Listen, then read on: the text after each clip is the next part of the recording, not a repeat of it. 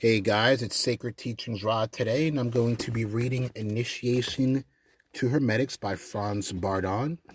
He is a Czech occultist, one of the greatest of all time, and I've luckily came across his books through research and just searching for truth, and I'm so glad I came across this book. It is a great book. I recommend you guys go get it. It is Franz Bardon's Initiation to Hermetics. I also have his practice of magical evocation, as well as the key to the true Kabbalah.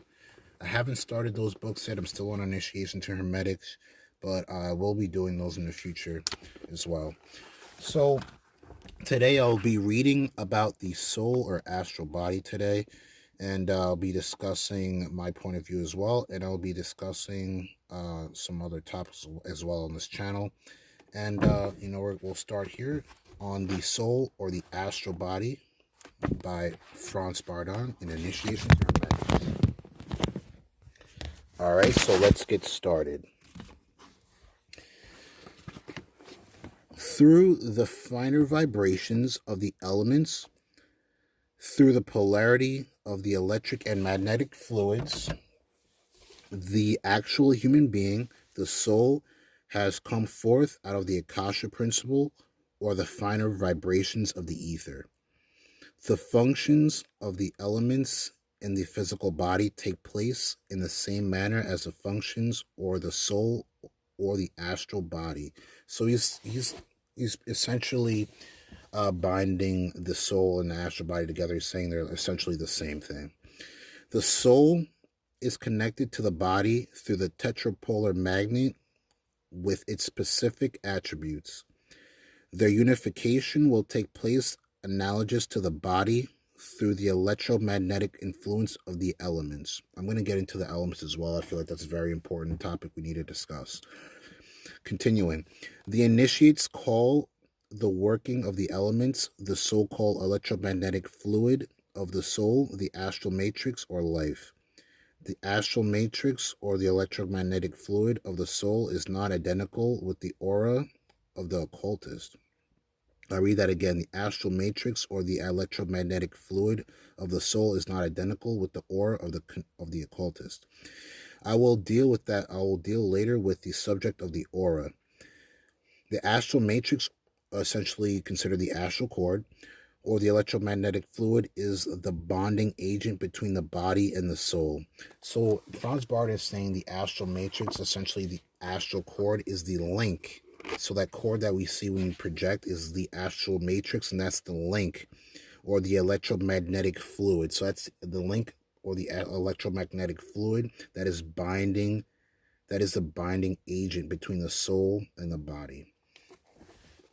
The fiery principle causes that which is constructive, even in the soul. The watery principle, that which is vitalizing. The airy principle, that which is equilibrating. And the earthly principle, that which is put together, developing and preserving the astral body, is subject to exactly the same functions as the astral body. Human beings are endowed with the five senses, which correspond to the five elements. You hear that? Human beings are endowed with five senses, which correspond to the five elements. If you guys look around, you'll find these elements everywhere.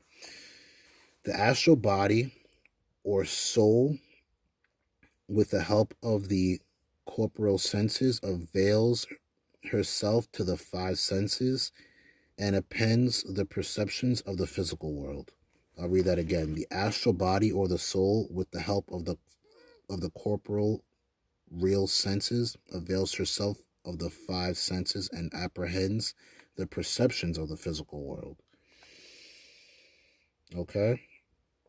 This apprehension and occultation of the five senses by means of the astral and material bodies occurs through our immortal spirit. I'll read that again. This apprehension and occultation of the five senses by means of the astral and material bodies occurs through our immortal spirit. Okay? The reason why the spirit is immortal will be explained later. The astral body would be without life and would dissolve into its components without the spirit's activity in the soul. Okay? The spirit could not accomplish his effects without the mediation of the soul. I'll read that again. I'm sorry, guys. The spirit could not accomplish his effects without the mediation of the soul. For this reason, the astral body is the seat of all attributes that the immortal spirit possesses. In accordance with his development and maturity, the spirit has a different kind of electric and magnetic fluid vibration, which the soul shows outwardly in the four temperaments. Okay? We differentiate in accordance with the predominant elements: the chloric, sanguine, melancholic, and the phlegmatic temperaments. Therefore, the chloric temperament originates from the fire element. The sanguine temperament originates from the air element. I'll spell these out for you guys. The chloric, CHOLERIC temperament originates from the fire element. The sanguine temperament, SANGUINE temperament originates from the air element. The melancholic, MELANCHOLIC temperament originates from the water element. The phlegmatic temperament originates from the earth element. Okay? In accordance with the strength and vibration of the receptive element, you will also notice in the various attributes the strength, energy, and expansion of the receptive fluid deviations. Each of these four elements, which determines the temperament of a human being, has in its active form goodness or good attributes, whereas in its passive form it embodies the opposite, the evil attributes. It would be too voluminous to give an itemized statement here of the effectiveness of the elements, and would be much more advantageous for the aspiring initiate to discover additional effects through his own meditation, because he serves a particular purpose on the path to initiation. Okay? Nevertheless, here are a few examples. The chloric temperament has in its active polarity the following good attributes: activity, enthusiasm, eagerness, determination, bravery, courage, creative energy, assiduity, etc. The chloric temperament has a negative form the following bad attributes: jealousy, passion, irritability, quarrelsomeness, immoderation, destructive urges, etc. The sanguine temperament has in its active polarity the following good attributes: power, diligence, joy, kindheartedness, lucidity, absence of worry, cheerfulness, lightfulness, optimism, liveliness, independence, watchfulness, truthfulness. The sanguine temperament has in its negative form the following bad attributes: being easily offended, passion for gossip, lack of endurance, cunning, talkativeness, dishonesty, fickleness. The melancholic temperament has an active polarity the following good attributes: respect, mercy, modesty, humility, seriousness, compliance, fervor, intimacy, power of comprehension, meditation, compassion, tranquility, internalization, immersion, over trustfulness, forgiveness, tenderness, etc. You could kind of call the melancholic temperament as almost like Christ consciousness, or Christ temperament there, or part of Christ temperament. The melancholic temperament has a negative form of the following bad attributes: indifference, downheartedness, shyness, sternness, idleness. So these correspond with the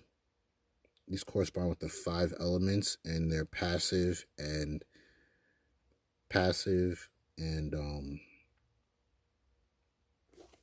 and good attributes. The passive would be negative, the active would be the positive. All right. The phlegmatic temperament has in its active polarity the following good attributes: respect, reputation, endurance, determination, seriousness, firmness, thoroughness, concentration, sobriety, punctuality, reserve, and a sense of responsibility. The phlegmatic temperament has in its negative form the following bad attributes: shallowness, carelessness, disdain, indifference, irresponsibility, bashfulness, tardiness, idleness. So with all these temperaments, there's their positive and their negative to them. So there's two sides of the coin for all these temperaments. The characteristics of the temperaments form the basis of a person's character. Depending upon which attribute is the predominant one, the intensity of the particular attributes that show themselves outwardly depend upon the polarity, the electric and magnetic fluids. The complete influence of the effect of the temperaments has an emanation as a consequence.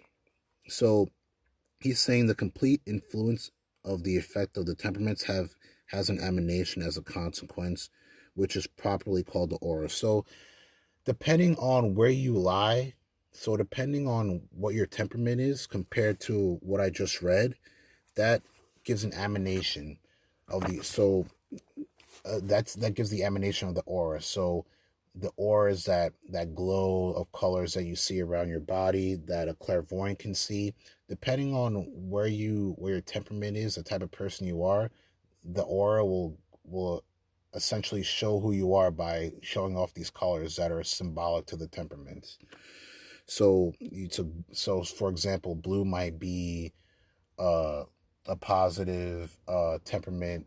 For example, blue might be symbolic for being joyfulness. Okay, so you'll have blue in your aura, and that's symbolic for the temperament of being joyfulness, or part of one of these temperaments, whether it's sanguine, active sanguine, negative, melancholic, positive melancholy. Just depends on the temperament and if it's active or active or passive in your nature. So we'll continue here. I'll read it again as well. The complete influence of the effect of the temperaments has an emanation as a consequence, which is properly called the aura. Therefore, the aura cannot be compared to the astral matrix, because the astral matrix is just a link between the mental astral body and the physical body. That doesn't give off the emanation of the temperaments. The aura does. Therefore, the aura cannot be compared to the astral matrix because between the two exists a considerable difference. The astral matrix is connecting or bonding substance between body and soul, exactly what I just said, whereas the aura is an emanation of the effectiveness of the elements in its various attributes, okay? And it has its foundation either in active or passive form. Exactly what I just said. This emanation calls forth a particular vibration in the entire soul, which corresponds to a particular color. Okay, I'll read it again. This emanation calls forth a particular vibration in the entire soul, which corresponds to a particular color. Okay, so the temperament, whether active or passive, negative or positive, corresponds to a particular color. Okay. On the basis of this color, the initiate can clearly see his own aura or that of other beings with his astral eyes. We'll get into that as well. Those who can see with their astral eyes can not only determine the basic character of a human being with the help of the aura, but can also perceive the effectiveness in respect to the polarity of the soul's vibration and may be able to influence the soul's vibration. So that's interesting. So he's saying when an initiate is able to see with his astral eyes, he'll be able to see the aura, the color's aura, and he'll be able to influence or change or modify the person's aura, essentially changing the person's thought patterns, or changing the way the person thinks. You know what I mean? All right. So let's continue here. This emanation with a particular vibration. I'm sorry, that's not where it was. Okay, for those who can see with their astral eyes can not only determine the basic character of the human being with the help of the aura, but can also perceive effectiveness in the respect to the polarity of the soul's vibration and may be able to influence the soul's vibration. This subject will be discussed in more detail in another chapter dealing with introspection. Therefore, the temperament of a person's influence I'll read that again. Therefore, the temperament of a person influences his character. I'll read that again. Therefore, the temperament of a person influences character, and both together form in their effectiveness and as a total result the emanation of the soul or the aura. Okay? So the temperament influences the character of the individual, which therefore gives a unique or a particular kind of aura to that individual. So they'll have essentially almost every person has a different aura, different colors surrounding them. Essentially, these colors are depending on their temperament, and it could be, temperaments can be complex. Everyone is different, goes through different experiences. Everyone thinks differently. Everyone has different temperaments, so everyone will have a different aura essentially. All right. So I'll start here. All right. This subject will be discussed in more detail. Therefore, the temperament of a person influences character, and both together form in their effectiveness as a total result the emanation of the soul of the aura. Pictures of high initiates and saints are always depicted with a halo. That's very interesting. So read that again. Pictures of high initiates and saints are always depicted with a halo. That's a question. When I was a kid, I've always seen saints and Jesus with a halo. I always wondered what that halo meant, and that's what the halo meant. Just essentially their aura. And I'll continue here, which is identical to the aura we have just described. So that aura, that glow around them, is the aura that Franz Bardon was discussing in the book, which I read previously. Besides the character, temperaments, and activities of the electromagnetic fluid, the astral body has two more centers in the brain, namely the seat of the normal consciousness, which is located in the cerebrum, and the subconscious, the opposite of the normal consciousness, which is located in the cerebellum. See, that's very interesting. In the chapter entitled "The Spirit," you will find more details in regards to their functions.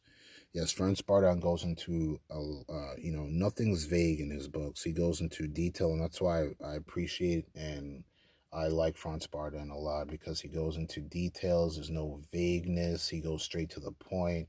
It's very detailed. He leaves nothing out. He breaks it down. He breaks it down very clearly. You might have to read it a couple of times, but you will get it eventually. All right.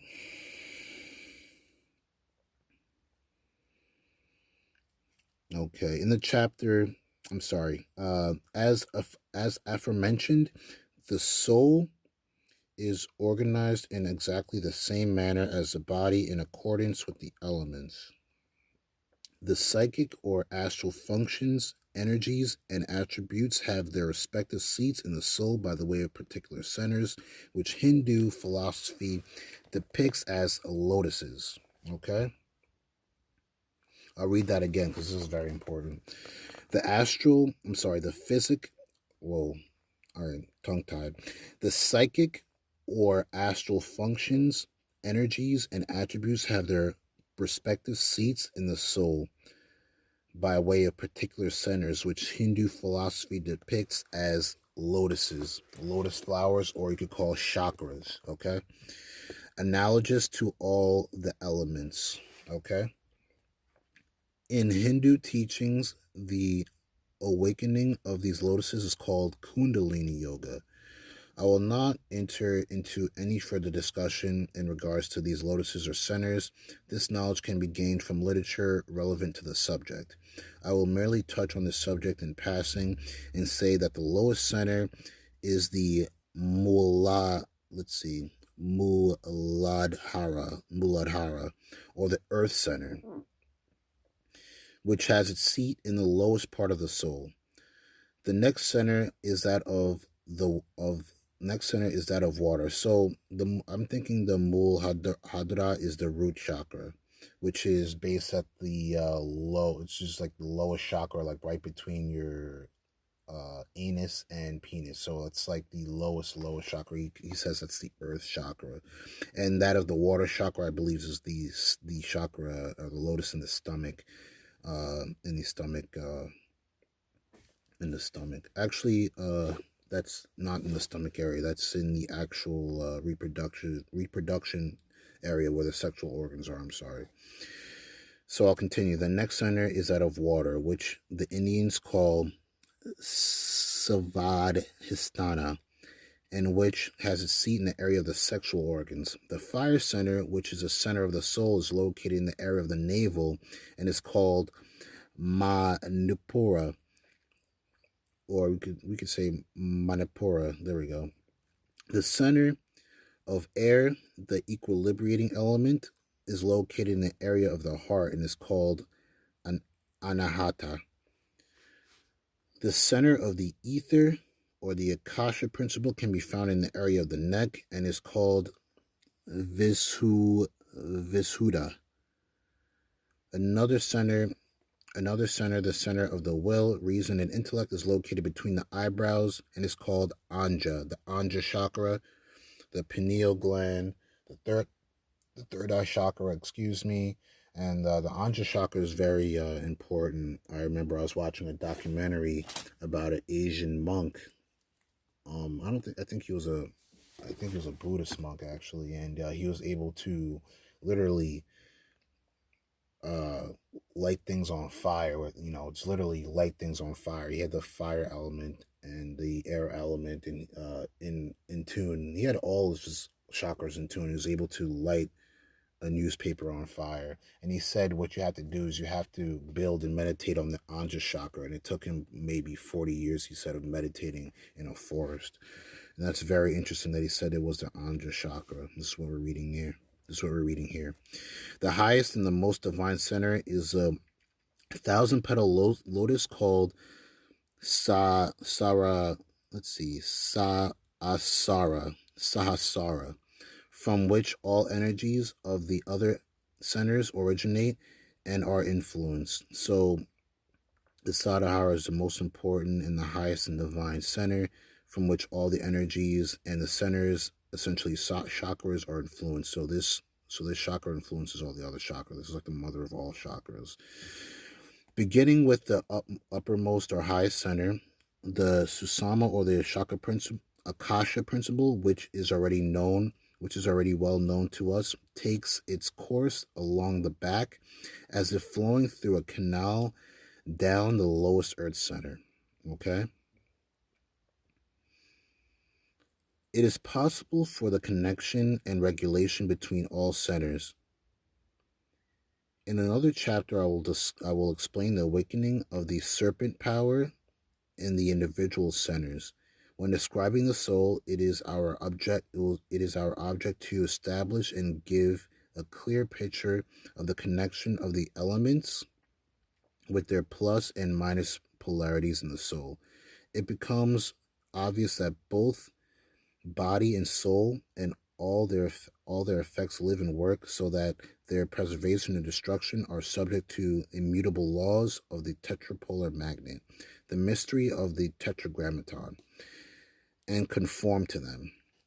When the person who is to be initiated meditates attentively on this matter, he will clearly understand the function of the body and the soul and will ascertain the proper idea about the interaction in accordance with the primordial laws. And that ends that about the astral body. Guys, this book is amazing. I definitely recommend you guys get your hand on it just to, support and just support the Merker Publishing Co. and support Franz Bardon and the family, and then this man is definitely a gift to humanity. definitely a special person, a special man. And I will be reading more of this book. I don't think I'll read everything that's in the book, because some things I feel like are best left in the book. So, Franz does say, you have to, you can't reveal everything. And I believe that, Jesus as well said you can't cast cast your pearls to swine. Some things just are better left, unsaid. Not all things, but we'll get into more of this. I'll have more videos coming soon. Guys, please like, comment, and subscribe. Any questions, I'm open to having discussions, comments, anything like that. Let me know. This is Sacred Teachings Rod, and I'm out. Guys, stay safe in this quarantine. Stay home, wash your hands, and I hope everyone's doing well. Bye.